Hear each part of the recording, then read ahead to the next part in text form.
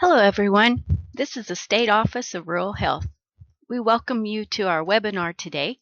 The webinar is how to apply for the 2017-2018 SHIP grant. Today we'll be talking about a little bit of our application guide. We'll also talk about the application itself, and then I have some application resources that may help you apply as you apply for the SHIP grant. We'll also be talking about the staff here at the State Office of Rural Health. First of all, I want to tell you that Trent Ingledow became our SOAR director in October, and if you haven't met him, he'll be at some of the conferences coming up, and hopefully you'll get to meet him. Julie is our Flex coordinator, and she handles all of the Flex grant programs.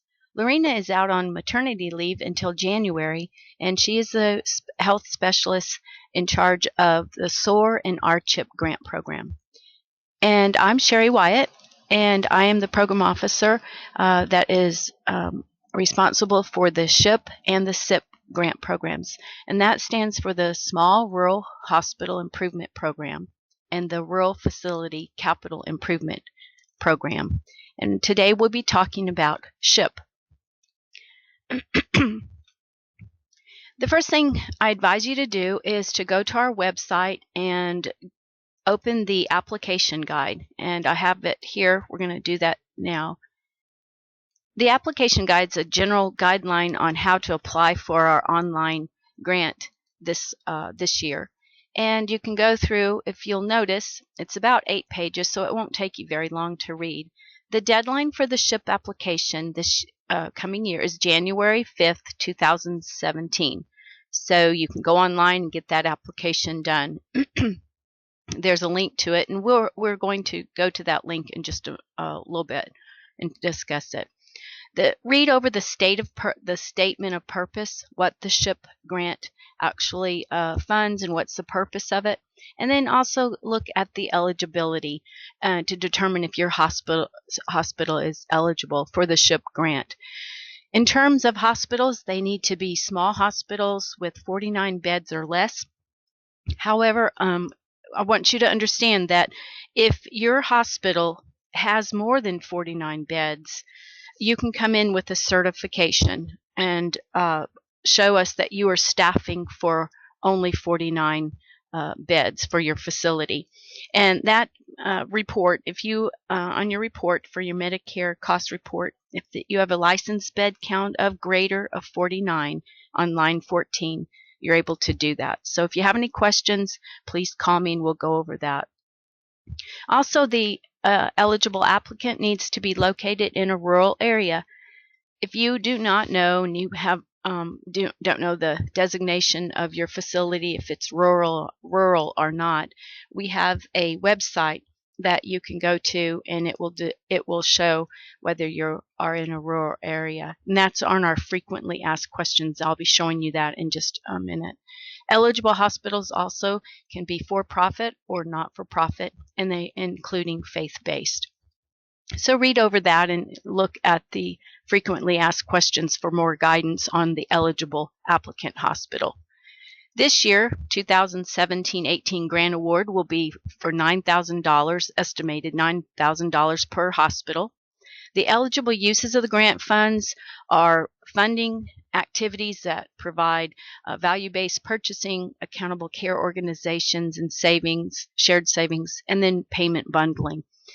No costs are allowed for travel or for staff hospital salaries. So if you have any questions about eligible uses and you're trying to figure out if it would be allowed, just call me and we can go over the questions that you might have.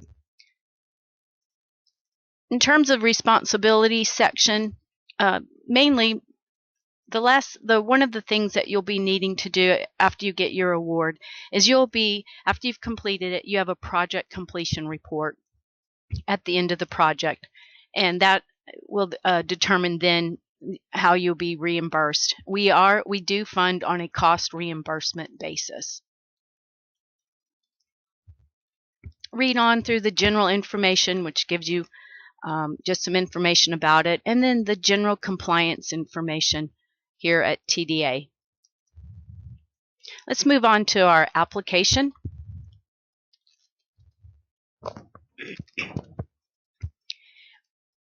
To get to our application, you go to the TDA, Texas Department of Agriculture website, look at grants and services under rural health. You'll find our application guide, you'll find our application for SHIP, and then the frequently asked questions guide that will help you with many questions that you may be having. Let's move to the application. The application this year is our first online application. Trent Ingledow worked on this, and we've had some positive feedback on the online application. And our goal is to make your application process simple, where you can just go online and apply for the SHIP grant. And we highly encourage you just to come to the website and fill out the application. Part A is the hospital information, very simple. Put in your hospital name, doing business as, etc. You also have Part B, which is your contact personnel, being the CEO and then the project director with the contact information. Part D, Section D, is hospital and SHIP eligibility. This was the area where, if Section 1 on this first question, it's returning SHIP hospitals.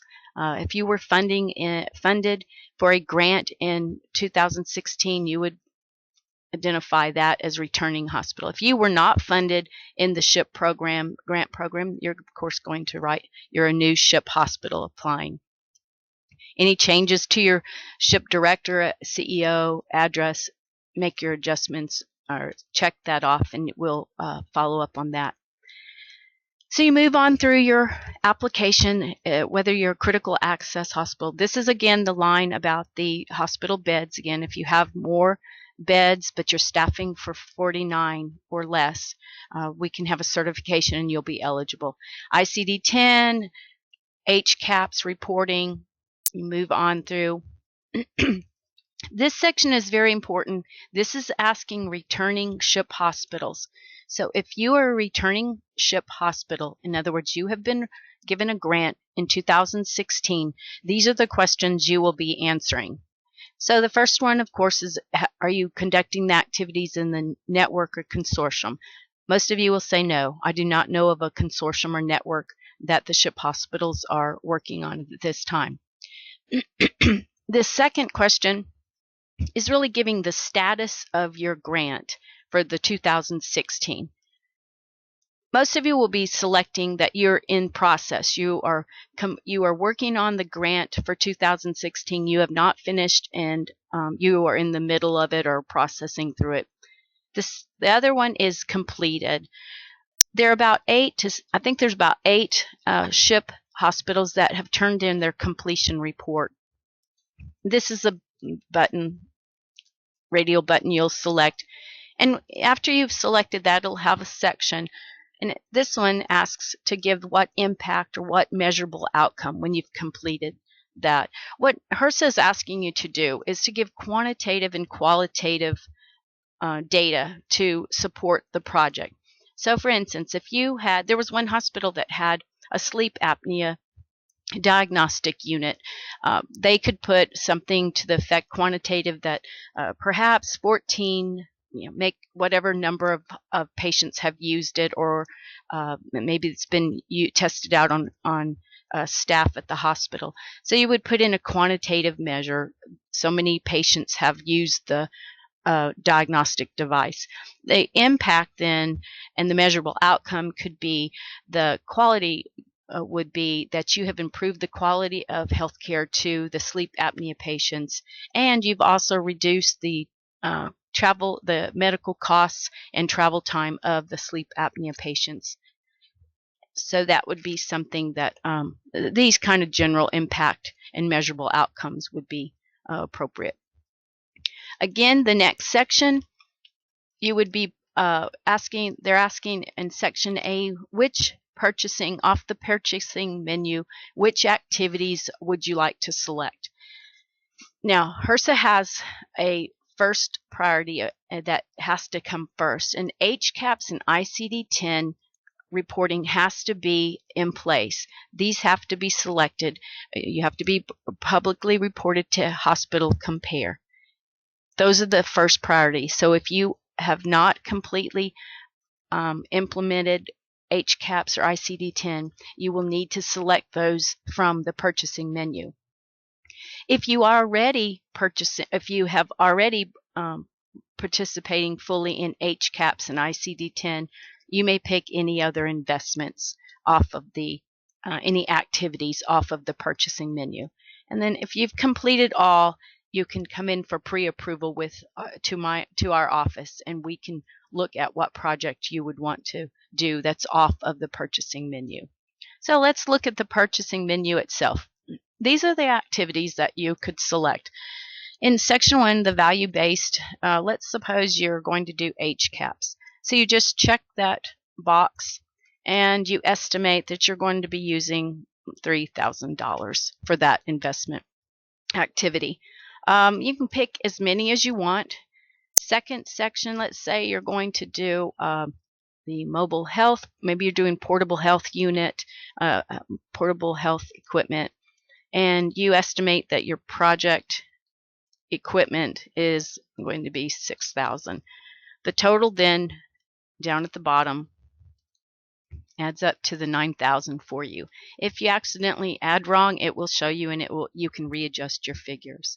So this is the purchasing menu, what you want to use your funds for the 2017-2018 grant. In section F, grant and funding information, this is a section where they're just asking information about if you did finish, if your project has concluded, did you spend 90% of the funds? Most of you are going to put no, because you're still in the process of completing your 2016 grant. So most of you will have no. If you never received a grant in 2016, of course you're going to select did not receive the funding in 2016. And then if you did complete your project and spent 90%, of course you're going to click on yes. In the next section, these are some of the programs that the Centers for Medicare and Medicaid Services provide. Check off yes or no if your hospital facility is involved or participating in any of these. Of course, Hospital Compare is on here, and hopefully each and all of you, all the hospitals are participating in that program. The last program, or the last comment box, is very important. This asks for recommendations for improving SHIP. And what this comment box really does is it allows you to give feedback to Washington on what you want to have the SHIP program fund. So let's say you have the purchasing menu and you really can't find things that you want to purchase that's just not on the menu. This would be the area that you would want to write. You would put, our facility would appreciate if we could fund X, Y, and Z, whatever that type of funding project you would want. This feedback goes back to Washington, and they structure the SHIP program and the funding menu, the purchase menu, based on this information. So think about that. Put in as much feedback as you can. We will get that into Washington. The final part is where you type in whoever's filling out the form. The project director can do this, or the CEO. Go back and check over the boxes and then hit submit. You will notice that we don't have it set up where you'll see a copy of it, but after we receive the application, it goes straight to us. We will check over that information. If you've left off a box or you forgot something, we're going to get back with you and help you. We're going to include that information. So don't worry if you said, oh, I forgot to write this. That'll be fine. We'll be emailing you back with the so that you can review the application and look at it for accuracy. And that's the online application. Short. Hopefully it's very easy for you. These are some of the resources. Let me move out of this. These are some of the resources that you may want to go to our website. The frequently asked questions, again, like I told you, hospital eligibility. Here's the rural It's a rural website.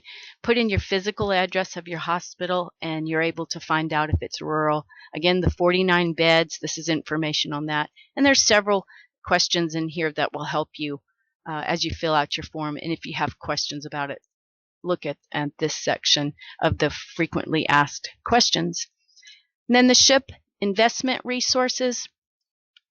If you're having trouble on the purchasing menu and you don't know really what is accountable care organization activities of value-based purchasing or payment bundling, the National Rural Health Resource Center has this website. You can hit that and look at some of the definitions and narratives about each of those sections. So that's another helpful idea for you. If you have any questions, be sure you call us. We're here to help you fill out your application. Any questions you have on funding or the purchase menu, just feel free to contact me. This is my contact information.